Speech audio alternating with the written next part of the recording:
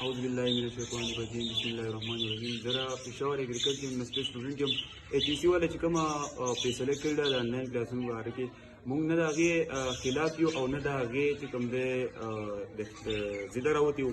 موږ صرف دا ویل غواړو هغوی ته چې زموږ سره په یونیورسټۍ کې داسې سټوډنټان دي چې د هغو د کوم نټ چې دی د هغوی نه ناچاره دي او نټ خرچه چې دی هغه نشي افورډ کولی. او بل دا چې ځینې د سیمې علاقې هلکان دي چې هغو ته د نټ مسلې ډېرې زیاتې نټ ایشو ورته سیوا دي.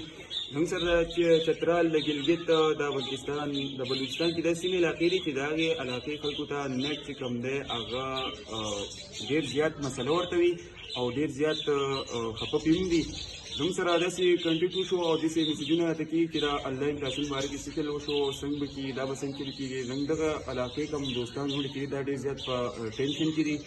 نو موږ د حکومت نه صرف او صرف دا مطالبه کوو، یو ریکویسټ ورته دا کوو چې موږ ته یونیورسټي سره ته زره کولاو شي چې زموږ دا کوم بایګان وروڼه چې دي دا زموږ سره یونیورسټۍ کې د عسکري ایجوکیشن چې خپل کوم دی دا موږ سره کنټینیو وساتي.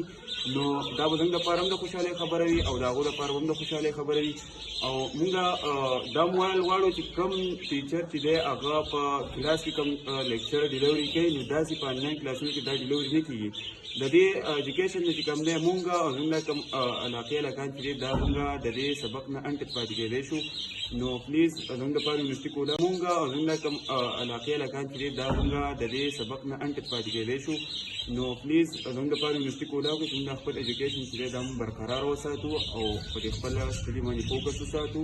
نو دا به زموږ دپاره ډېر د فخر خبره وي او زموږ د بایګانو دپاره هم ډېر د فخر خبره وي.